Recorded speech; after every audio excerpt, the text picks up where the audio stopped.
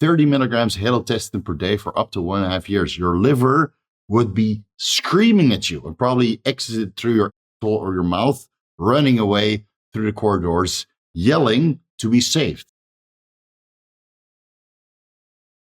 Masteron, Drostanolone Propionate. I wasn't able to find the medical insert of Drostanolone Propionate, so I have to go with either what is being said on Wikipedia or the Anabolics 11th edition. And the dosages are a little bit different. On Wikipedia, they say, without a reference, guys, so again, take it with a grain of salt, 200 milligrams twice per week for the treatments of advanced inoperable breast cancer in women. And Anabolics 11th edition mentioned 300 milligrams weekly, that's 100 milligrams 3 times per week.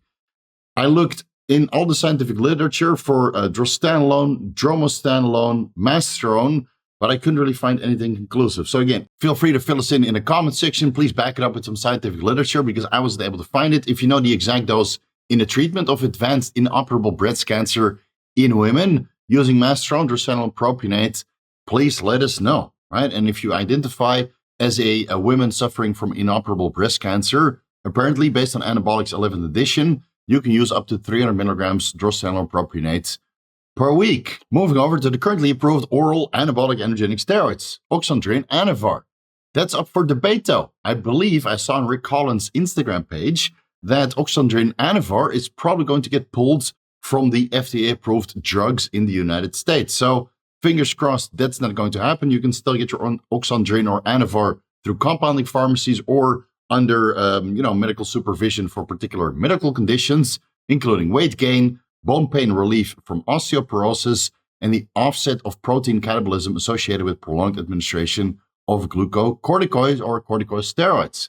So the medical dose is pretty much the same. It's 2.5 milligrams to 20 milligrams daily over divided dosages. So that it could be one dose of 2.5 milligrams or 2 to 4 dosages of, let's say, 5 to 10 milligrams daily. And what medical treatment do we identify most with in the fitness industry? Weight gain, duh. So let's go with the highest clinically recognized dose, 20 milligrams per day, either 20 milligrams pre-workouts or 10 milligrams in the morning and evening on rest day. Even though they advise to split up the dosage for weight gain, I would say that the full entire dose of 20 milligrams pre-workouts sublingually seems to be the sweet spot. Anadrol 50, Oxymetholone, only prescribed in cases of anemia. Do you identify with anemia, just like is prescribed for other medical conditions which we highlighted previously? If you do so, you have the green light under medical supervision to use between 1 milligram to 5 milligrams per 1 kilogram of body weight, once daily, for a minimum trial of 3 to 6 months if erythropoietic response is delayed. So if you identify as anemic and you start your medical treatment at 5 milligrams per 1 kilogram of body weight or 10 milligrams per 1 pound of body weight, and you're 100 kilos, 225 pounds, 500 milligrams Oxymetholone pre-workout. Freaking epic. But honestly, guys, you really don't need that much Anadrol unless you're anemic, suffering from a medical condition. You know, the highest dose that I would recommend to my competitive athletes for the sake of carb loading leading into a bodybuilding contest, 25 milligrams per meal over 10 meals, a total of 250 milligrams Oxymetholone, Anadrol 50 per day for maybe 2 or 3 days leading into the contest. Certainly not 500 milligrams for 6 months in duration. So again, based on the medical accepted dose, it could be anywhere between 100 milligrams to 500 milligrams pre-workout or 20 milligrams to 100 milligrams over 5 meals on rest days. So I would lean more towards the lower end of the scale instead of the higher end. Moving over to Halotestin, everybody's favorite. Actually not. Halotestin is quite a terrible drug for your liver enzymes and your regression, but it's still being recommended for androgen deficiency and primary hypogonadism. A dose of 5 milligrams to 20 milligrams daily.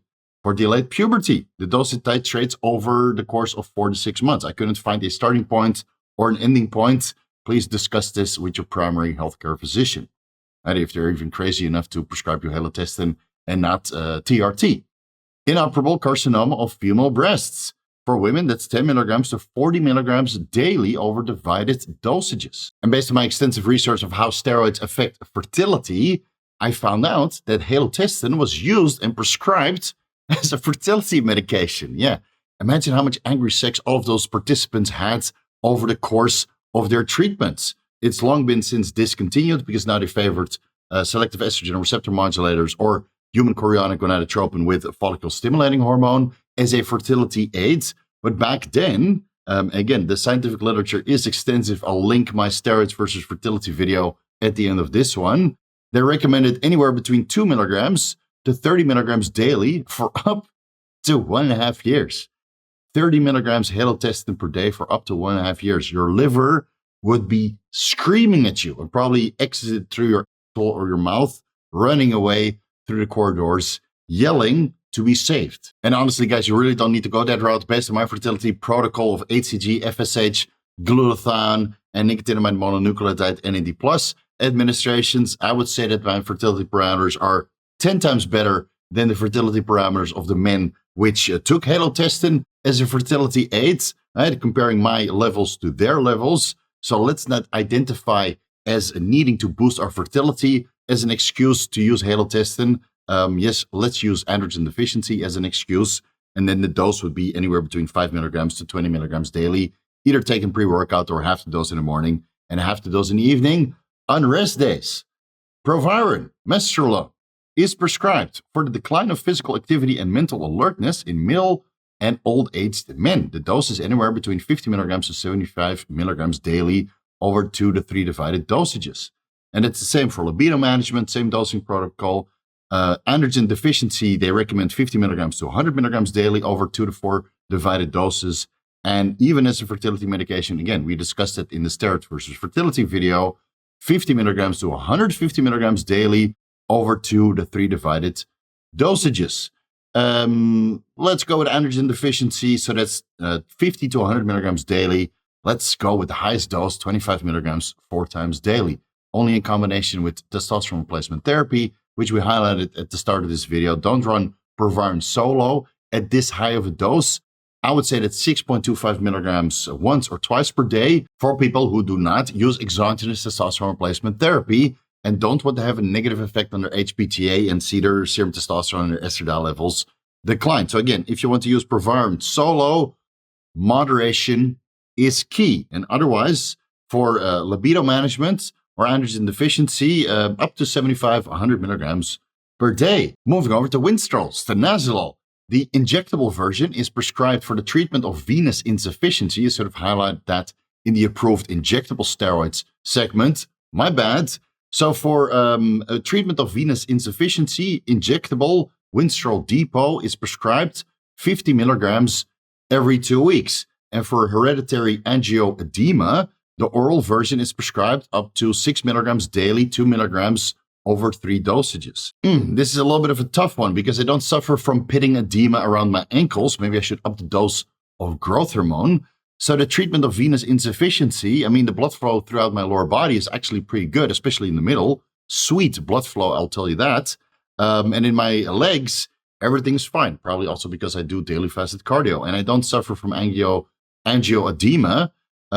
So if I were going to have to choose, find a medical treatment that I identify most with, maybe take a boatload of salt over the weekend and then say to my prescribing physician that I suffer from venous insufficiency. I mean, just look at my ankles, bro. I have pitting edema when I take my socks off. Please prescribe me, please prescribe me injectable Winstrol Depot, 50 milligrams every 2 weeks. And then when I take my prescription home, I'm going to go with 25 milligrams subcutaneous every single week, because subcutaneous administrations allows for a little bit more slower absorption and for more stable blood levels.